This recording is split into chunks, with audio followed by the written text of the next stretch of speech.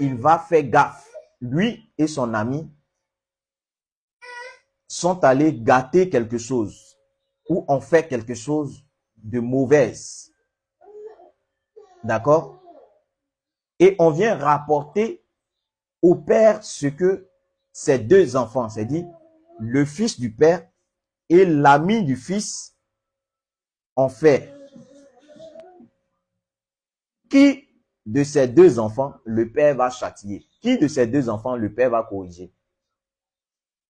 C'est normal que c'est son fils qu'il va corriger. Il ne va pas toucher à l'enfant de l'autre, mais c'est lui, son propre enfant, qu'il va corriger. C'est comme ça Dieu. Dieu ne va jamais corriger, frapper, châtier quelqu'un qui n'est pas de lui. Vous comprenez? Dieu ne va jamais corriger, Dieu ne va jamais châtier, Dieu ne va jamais, comment dirais-je, corriger quelqu'un qui n'est pas son enfant. Non. Si tu veux, va adorer des fétiches, ce que tu veux. Dieu ne va rien te faire. Mais toi, un enfant de Dieu, lève-toi, laisse ton Dieu, ce vrai Dieu-là, et puis va adorer une idole. Dieu va te corriger sur le champ. Pourquoi? Parce que tu es son enfant, parce qu'il t'aime. Donc, on revient à notre verset. Oracle sur l'Égypte. Voici l'Éternel est monté sur une nuée rapide. Il vient en Égypte. Donc, Dieu vient en Égypte. Et les idoles de l'Égypte tremblent devant lui. D'accord? Les idoles de l'Égypte tremblent devant lui. Quelqu'un va me dire, ah, c'est parce que les Égyptiens étaient des idolâtres. C'est parce que les Égyptiens n'adoraient pas Dieu. On va lire pour vérifier. Tous les Africains, c'est vrai qu'en Afrique, il y a des kémites, il y avait des kémites, des animistes, mais il y avait des vrais enfants de Dieu qui adoraient Dieu. Donc, avant le christianisme, il y avait des personnes, des Africains qui connaissaient Dieu. Avant que le christianisme arrive en Afrique, il y avait des adorateurs du vrai Dieu. En d'autres termes, les Égyptiens. Et quand on dit que en Égypte, ça ne veut pas dire que du début jusqu'à la fin, il était des idolâtres. Est-ce qu'en Égypte, il n'y avait pas des idoles? Il y avait des idoles en Israël. Quand le peuple est sorti de l'Égypte et s'est retrouvé dans le désert, ils ont commencé à murmurer contre Dieu. Dieu va faire sortir des serpents brûlants qui vont commencer à mordre le peuple. Ils vont commencer à mourir. Ils vont commencer à crier à Dieu. Dieu va dire à Moïse, prends un serpent des reins, élève ce serpent. Tous ceux qui vont regarder à ce serpent vont avoir la vie sauve. Ils ont eu la vie sauve quand ils regardaient à ce serpent des reins. Mais qu'est-ce qu'ils ont fait plus tard? Ils ont abandonné ce Dieu-là. Et c'est ce serpent des reins-là qu'ils ont pris pour rentrer à Canaan, pour rentrer en Israël. Ils ont commencé à adorer ce Dieu, ce serpent des reins.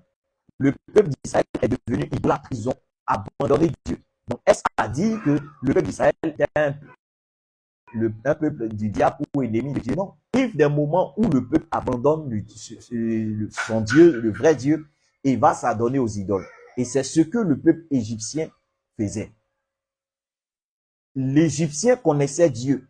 Mais arrivé un moment, le peuple égyptien va abandonner Dieu et va commencer à s'adonner aux idoles. Donc, c'est ce qu'on va lire et on va comprendre ici. Donc, on dit, voici l'Éternel est monté sur une nuée rapide, il vient en Égypte, et les idoles de l'Égypte tremblent devant lui. Et le cœur des Égyptiens tombe en défaillance. J'armerai l'Égyptien contre l'Égyptien, et l'on se battra frère contre frère. Quand on lit, et on descend dans les derniers versets. On va prendre à partir du verset, on va descendre au verset 18. Excusez, ma connexion bug un peu. On va descendre au verset 18.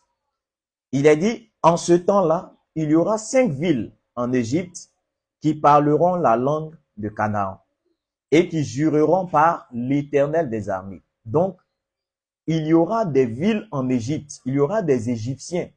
5 villes qui vont faire quoi? Qui vont adorer Dieu, qui vont jurer par l'Éternel des armées. Donc, ce sera des peuples, des Égyptiens qui vont connaître Dieu, qui vont adorer Dieu. Donc, quand on me dit que tous les Africains étaient des idolâtres, adoraient des fétiches, voici des versets qui démontrent que les Égyptiens connaissaient Dieu. D'accord? Même si ce n'est pas tout le peuple dans sa totalité, il y a un bon nombre de peuples égyptiens qui adoraient Dieu, qui connaissaient Dieu. Donc, on dit, et qui jureront par l'Éternel des armées. L'une d'elles sera appelée ville de destruction. En ce même temps, il y aura un autel à l'Éternel au milieu du pays d'Égypte. Un autel à l'Éternel au milieu du pays d'Égypte. Quand on parle d'autel, c'est quoi? C'est lieu d'adoration. D'accord? C'est un lieu, un autel où ils font des sacrifices à Dieu, des offrandes à Dieu, des adorations à Dieu. Donc, on dit en ce même temps, Ésaïe 19, verset 19, en ce même temps, il y aura un autel à l'Éternel au milieu de l'Égypte, du pays d'Égypte. Et sur la frontière, un monument à l'Éternel. Donc, on constate, on dit au milieu de l'Égypte, il y aura un autel à l'Éternel. Et sur la frontière, c'est-à-dire à la sortie de l'Égypte, il y aura un monument à l'Éternel. Ça veut dire que le peuple égyptien allait adorer Dieu. Ce sera pour l'Éternel des armées un signe et un témoignage dans le pays d'Égypte. Le peuple connaissait Dieu. Et plus tard, le peuple va abandonner Dieu. D'accord? On va comprendre cette prophétie. Comme j'ai posé la question au pasteur de savoir, est-ce que cette prophétie d'Ésaïe s'est déjà accomplie dans la Bible? Il m'a dit non, que ça va s'accomplir. On va comprendre. Donc, ce sera pour l'Éternel des armées un signe et un témoignage dans le pays d'Égypte. Ils crieront à l'Éternel à cause des oppresseurs. Donc, le pays d'Égypte, les Égyptiens, ils auront des oppresseurs, Ils vont crier à l'Éternel à cause des oppresseurs. On va savoir de qui il s'agit.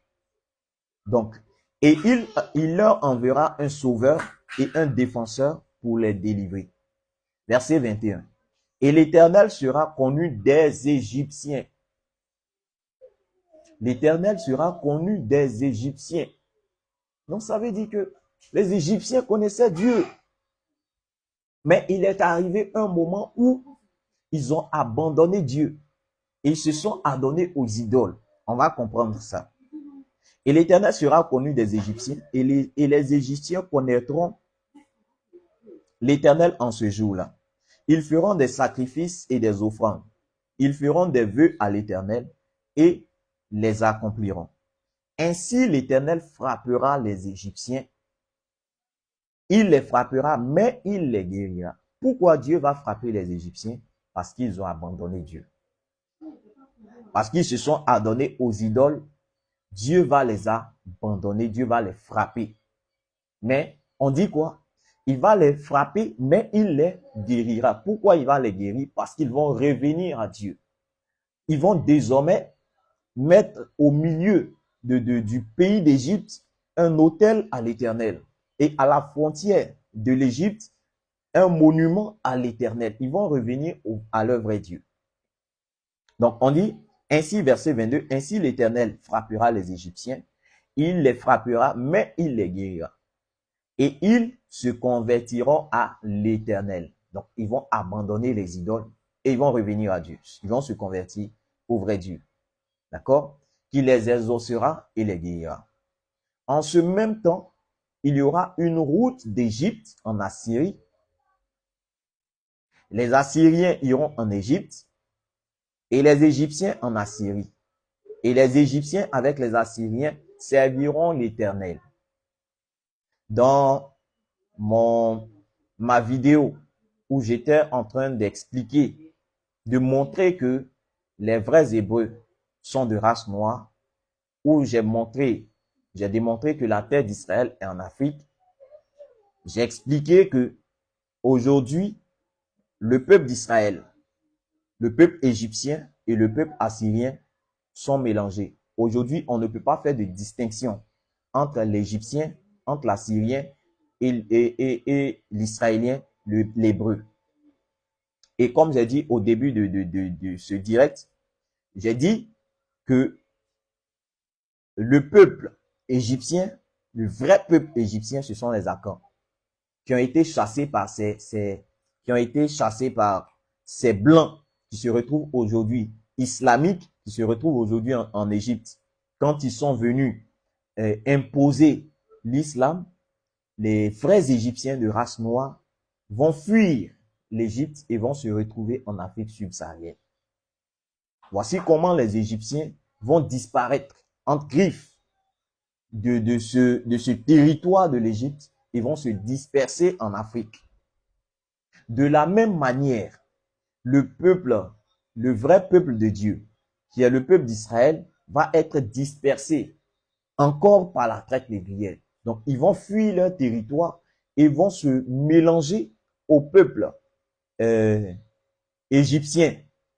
Pareil pour l'Assyrien. Donc, ce sont trois peuples qui sont mélangés. Et on va voir par la suite.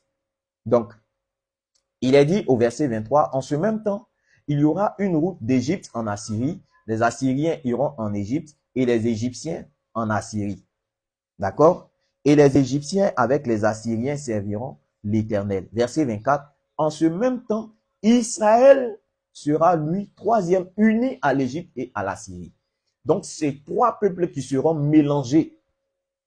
On ne pourra pas faire de distinction entre l'Égypte, l'Assyrie, l'Égyptien, l'Assyrien et l'Hébreu.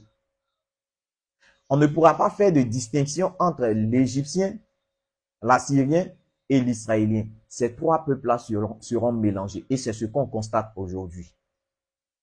Mais dites-moi, aujourd'hui, ceux qui se disent égyptiens et ceux qui se disent juifs présentement, ces juifs ces hébreux qui sont en Palestine et ces égyptiens qui sont en Égypte actuellement au nord de l'Afrique, sont des ennemis. Ils peuvent jamais se mélanger. Pourquoi? Parce qu'ils ont toujours été ennemis. Mais le vrai peuple d'Israël, le vrai égyptien et le vrai assyrien, ils sont mélangés. Parce qu'ils ont toujours été des peuples frères. Ils ont toujours été des alliés.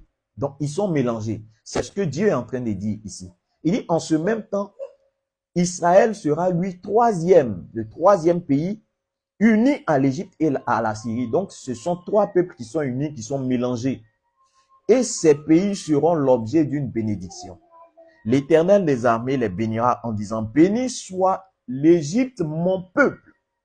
Donc, j'étais en train de dire que les chrétiens nous ont toujours fait croire, la religion chrétienne nous a toujours fait croire que l'Égypte a toujours été l'ennemi de Dieu. Le christianisme nous a toujours fait croire que l'Égypte était l'ennemi du peuple d'Israël. Le christianisme nous a toujours fait croire que l'Égypte était ennemi de Dieu.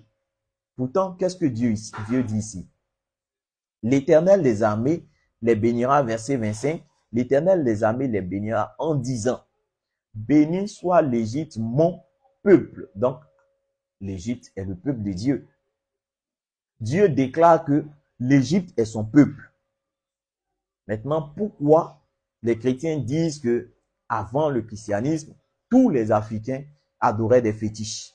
Pourquoi les chrétiens disent avant l'avènement du christianisme en Afrique, tous les Africains, tous les Noirs adoraient leurs ancêtres, adoraient des fétiches et ainsi de suite? Voici ce que Dieu dit des Égyptiens. Ils connaissaient Dieu. Et Dieu dit, béni soit l'Égypte, mon peuple. Il continue pour dire, et la Syrie œuvre de mes mains, et Israël mon héritage. Donc vous comprenez que avant l'avènement du christianisme, les Africains connaissaient Dieu. Et c'est plutôt le christianisme qui nous a séparés de Dieu. Le christianisme qui va séparer le peuple égyptien de Dieu. On va abandonner Dieu pour nous attacher à une idole. qui est Jésus. On va se séparer du vrai Dieu pour nous attacher à une idole qui est Allah. On va se séparer de Dieu pour s'attacher à une idole ou à des idoles. Voici pourquoi Dieu va nous frapper. Voici pourquoi Dieu nous frappe. Parce que le peuple africain, c'est vrai qu'il y avait des idolâtres. C'est vrai que ce n'est pas toute l'Afrique qui connaissait Dieu. Comme en Égypte, ce n'est pas tout le peuple égyptien qui adorait Dieu. Il y a des Égyptiens qui avaient leurs idoles. De la même manière, en Afrique, on parle aujourd'hui de Kémites. Qui sont les Kémites? Les Kémites, c'est ceux qui ont recours à leur tradition, ceux qui ont recours à leurs ancêtres. C'est eux qu'on appelle les Kémites. En Afrique, il y a les animistes, ceux qui croient que Dieu est en tout et partout, dans la nature, dans l'objet, en chacun de nous, c'est l'animiste. En Afrique, il y avait ceux qui adoraient le vrai Dieu. Donc, il y avait tout ça mélangé. Donc, ne dites pas qu'en Afrique, tous les Africains étaient des idolâtres, tous les Africains adoraient des fétiches, tous les Africains, comment dirais-je, adoraient leurs ancêtres. Non. Non. Voici pourquoi aujourd'hui, certains se réclament de kémites, d'autres se réclament d'être animistes et d'autres se réclament d'être des vrais adorateurs de Dieu. Le christianisme en va venir plus tard, mais avant le christianisme, qu'est-ce qui se faisait? Chacun adorait son Dieu. Le peuple d'Israël adorait le vrai Dieu. Il y a des Égyptiens qui adoraient le vrai Dieu. Il y a des Assyriens qui adoraient le vrai Dieu. Donc, ne disons pas que tous les Africains adoraient des fétiches. Maintenant, il y a une déclaration que les chrétiens font. Ils disent que, on dit que le christianisme est venu, c'est à cause du christianisme qu'on est en retard. C'est le christianisme ou la religion qui a mis l'Afrique en retard. Mais pourquoi, quand les colons sont venus, les Africains n'ont pas utilisé leurs fétiches pour repousser les colons? Déjà, moi, je le dis toujours. Je dis que je n'affirme pas que la religion ou le christianisme c'est le christianisme qui a mis l'Afrique en retard. Mais je dis que le christianisme est l'un des facteurs. D'accord? Le christianisme est l'un des facteurs qui nous met en retard. C'est vrai, il y a la politique, il y a l'économie, mais la religion, comme moi j'étais dans le christianisme, je parle du christianisme. Sinon l'islam et le christianisme sont des facteurs du retard de l'Afrique. La religion, dont le christianisme, les religions principales, dont le christianisme et l'islam, sont des facteurs d'aliénation de l'Afrique. Sont des facteurs d'aliénation de l'Afrique. Je prends un exemple simple. Voici le président Ibrahim Traoré du Burkina, qui a reçu une proposition je crois, des Émirats arabes, quelque chose d'un pays arabe. Je crois que c'est de l'Arabie saoudite, si je ne me trompe pas. Et quelle proposition ils sont venus faire au Burkina? Ils sont venus proposer au Burkina ou au président Ibrahim Traoré de construire 300 mosquées au Burkina. Mais le président a refusé. Imaginons un instant que le président accepte. Écoutez très bien. Imaginons un instant que le président accepte. Imaginons un instant que le président acceptait cette proposition de l'Arabie Saoudite. De venir construire 300 mosquées au Burkina. 300 mosquées, ça allait faire 300 imams.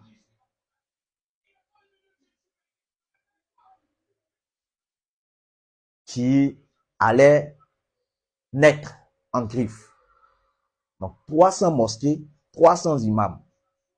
Donc, le nombre d'imams au Burkina allait augmenter de 300. Si c'était une église, ou c'était des églises, 300 églises construites, 300 pasteurs, y compris et ses adjoints, y compris ceux qui travaillent dans l'église.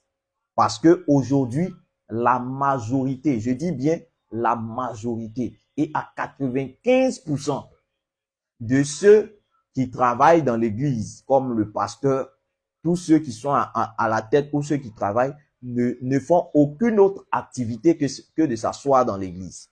Donc, imaginons un instant que c'était 300 églises.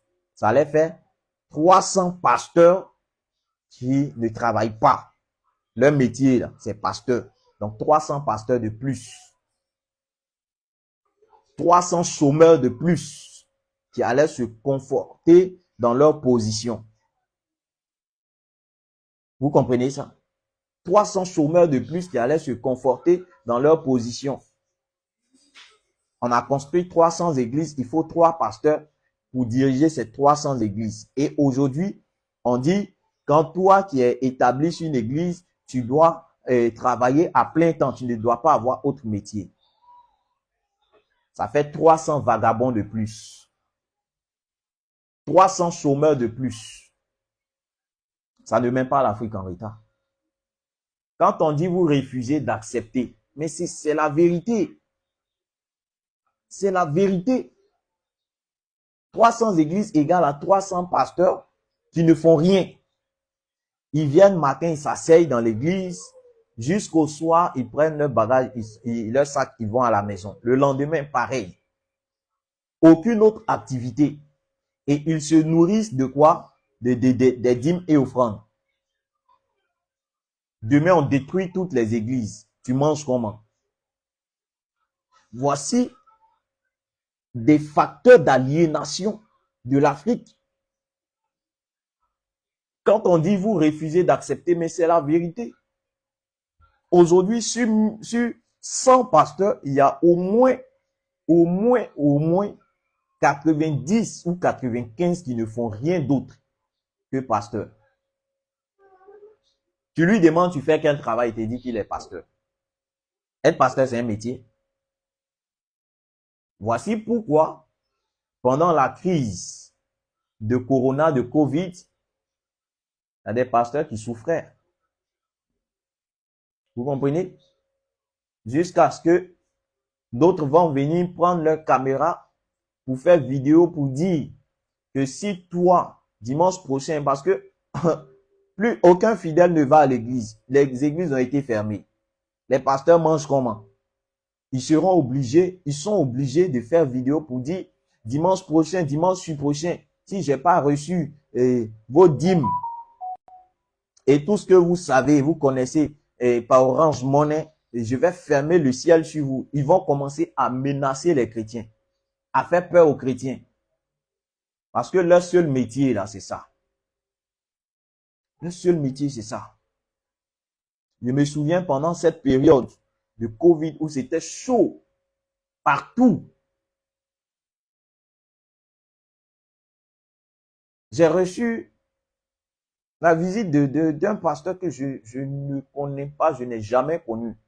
Il avait un accent étranger d'un autre pays voisin. Non, ça va pas, il n'y a rien à manger. Ce que j'avais là, j'ai été obligé de donner. Voici le problème de la religion en Afrique. Voici le problème. Chez les musulmans même, c'est mieux. Parce que tu vas voir l'imam, il a au moins 10 baka, 15 baka et 20 taxis. Mais les chrétiens sont les plus paresseux. Les pasteurs disent que Dieu m'a appelé à plein temps, donc je n'ai rien d'autre à faire que ça. Est-ce que ce n'est pas une aliénation? Est-ce que ça ne met pas les Africains en retard?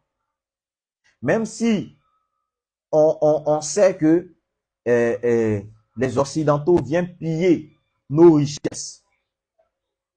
Les Occidentaux envoient leurs marionnettes comme président dans nos pays. Mais acceptons et reconnaissons que la religion est un facteur d'aliénation pour l'Africain. La religion, que ce soit le christianisme, que ce soit l'islam, ce sont des facteurs qui mettent, des éléments qui mettent en retard les Africains. Aujourd'hui, à cause de la religion, des chrétiens disent, affirment que moi je préfère mourir pauvre et aller au ciel que de mourir riche et aller en enfer. Est-ce que les chrétiens ne le disent pas? Ils le disent. Ils le disent. Donc, voici des choses qui vont mettre en retard l'Afrique. Et quand les chrétiens disent que vous dites on n'a qu'à retourner à nos origines, on n'a qu'à retourner à nos traditions. Quand les Blancs venaient, les colons venaient nous coloniser, pourquoi vous n'avez pas utilisé vos fétiches pour les repousser? Tu as utilisé le christianisme pour repousser tout ce qu'ils font aujourd'hui, qui met l'Afrique en état. Tu as prié Dieu pour que il repousse ceux-là, et puis c'est arrivé. On vit toujours dans la pauvreté. Donc, arrêtez vos raisonnements. Arrêtez. Arrêtez. Et comme j'ai dit au début, quelqu'un qui vient avec une arme, et toi, tu n'as rien, c'est normal qu'il te domine. C'est normal qu'il arrive à te vaincre. Donc, quand on vient nous dire que avant le christianisme, qu'est-ce que les fétiches ont fait, qu'est-ce que tel a fait, je ne suis pas en train de louer les fétiches ou bien parler bien des fétiches. Mais moi, je dis, qu'est-ce que je veux dire par là? Je veux dire que aujourd'hui, la religion, que ce soit le christianisme, que ce soit, je parle des deux grandes religions, le christianisme, parce qu'en dehors de ça, il y a plusieurs autres religions. Mais je parle des deux grandes religions. Donc, le christianisme et l'islam. Ces deux religions ont apporté quoi? Les gens disent non, ça développe. Je pose la question de savoir. La Chine, aujourd'hui même, j'aurais appris qu'ils ont fermé toutes les églises en Chine. Mais la Chine est où aujourd'hui? La Chine est l'une des grandes puissances au monde. Il y a chrétiens. Est-ce que le christianisme est la religion universelle et la plus grande religion pratiquée là-bas? Non. Donc, arrêtez un peu vos raisonnements. Reconnaissez que la religion est venue mettre en retard. Est l'un des facteurs qui a mis l'Afrique en retard, les Africains en retard. Aujourd'hui, tu prends 90% des chômeurs, ce sont des chrétiens. 90% des chômeurs, ce sont des chrétiens. Les musulmans, même pour eux, bon, la majorité des musulmans ont une activité. Mais prends les chrétiens. Prends les chrétiens. 90% des chrétiens sont des chômeurs. Pourquoi? Parce qu'ils ont cette mentalité, je préfère mourir pauvre et aller au ciel. Ils ont cette mentalité parce que Dieu a dit, si tu veux hériter du royaume des cieux, vends tes biens et donne-les aux pauvres. C'est cette mentalité qu'ils ont. Donc, aujourd'hui, le chrétien préfère rester à la maison, ne rien faire. Ou bien quand tu lui demandes, il dit, moi, je suis intercesseur. Vous allez dans toutes les églises, sillonner toutes les églises et chercher le département d'intercession. Moi, j'ai parcouru plusieurs églises. La majorité, la plupart de ceux qui sont dans le département d'intercession sont tous des chômeurs. La plupart de ceux qui sont dans le département d'intercession, ce sont des gens à problème. Ils ont tous les problèmes du monde. Ils ont tous les problèmes du monde. Mais c'est eux qui font intercession dans l'église. Voici le problème de la religion.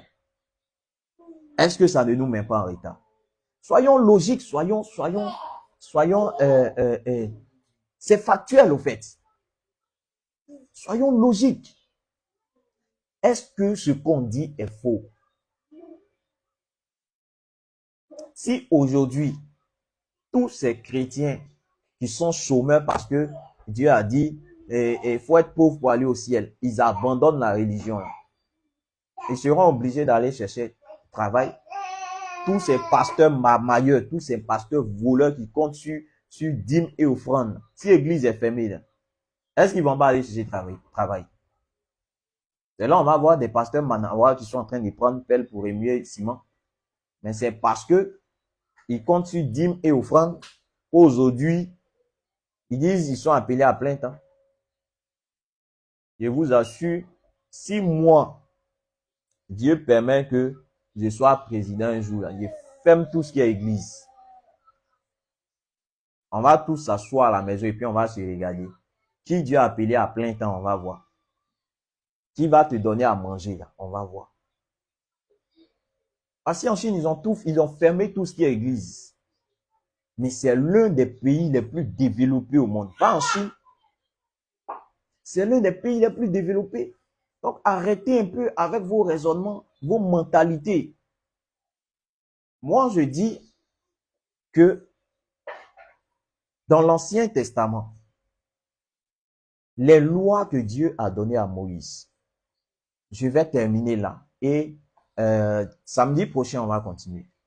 Les lois que Dieu a données à Moïse, les ordonnances, les préceptes que Dieu a donnés à Moïse, dans tout ça, lisez attentivement Deutéronome, lisez attentivement Lévitique. Vous allez vous rendre compte que beaucoup de lois, de préceptes, de commandements que Dieu a donnés à Moïse, d'accord?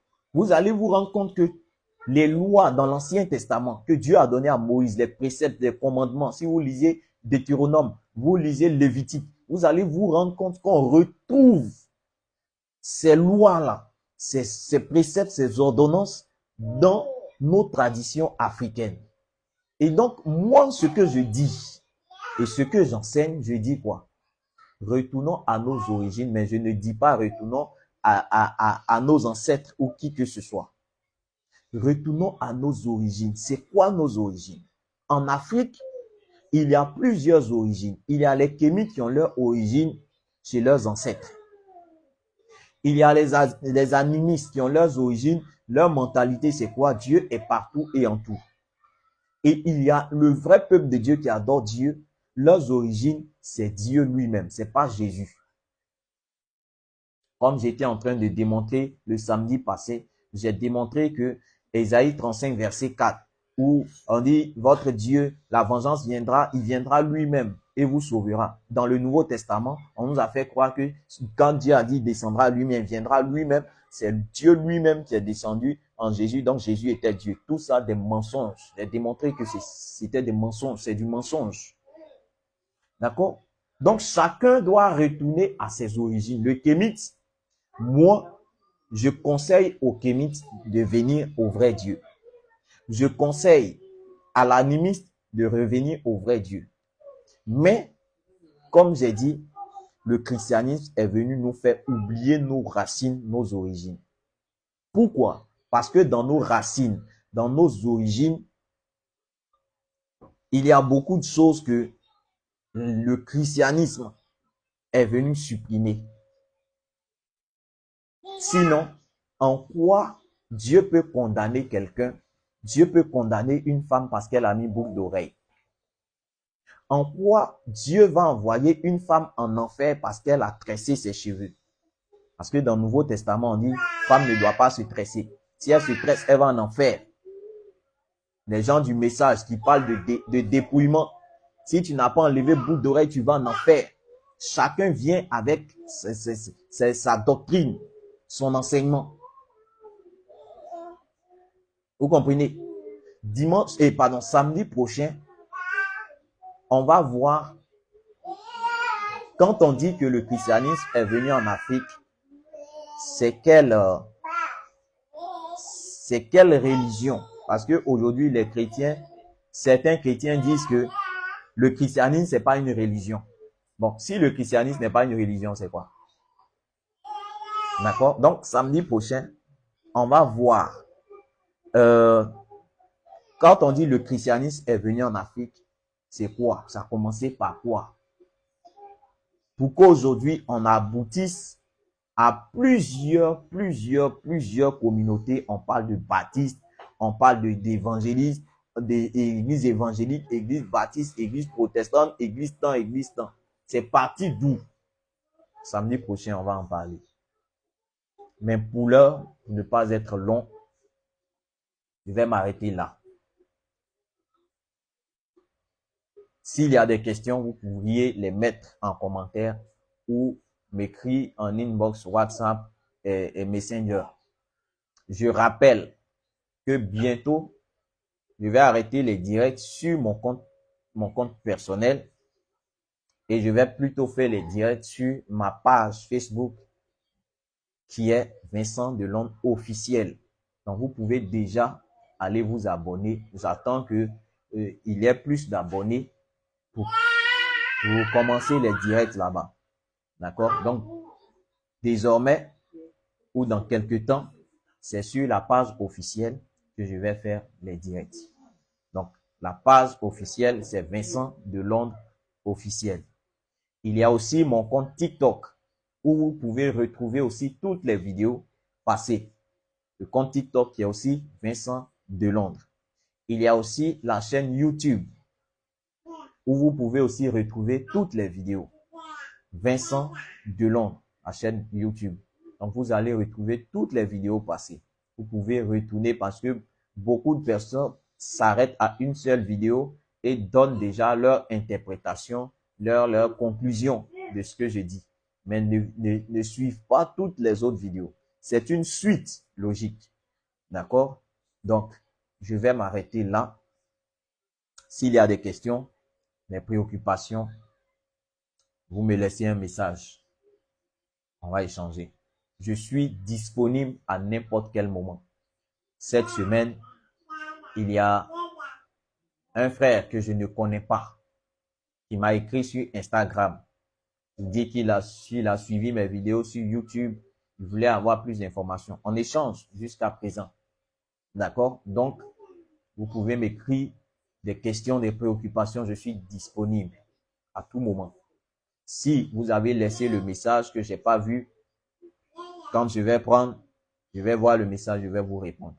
Donc, si vous avez des questions, des préoccupations, ou même vous voulez contester, vous n'êtes pas d'accord avec ce que je dis, on peut échanger, on peut débattre, verset contre verset, argument contre argument, pour mieux comprendre. D'accord? Je ne connais pas tout. Je ne maîtrise pas tout. Je peux apprendre de vous, comme vous pouvez apprendre de moi. Donc, peut-être que ce que je dis n'est pas la vérité. Donc, on va vérifier en échangeant verset contre verset, argument contre argument et en tirer une conclusion. D'accord? Donc, je m'arrête là pour aujourd'hui. On se donne rendez-vous samedi prochain. Et comme j'ai dit, ce thème, on va le développer sur 2 ou 3 samedis pour mieux comprendre le sujet. Donc, je m'arrête là pour aujourd'hui. Que la grâce et la paix de Dieu soient sur vous. On se donne rendez-vous samedi prochain.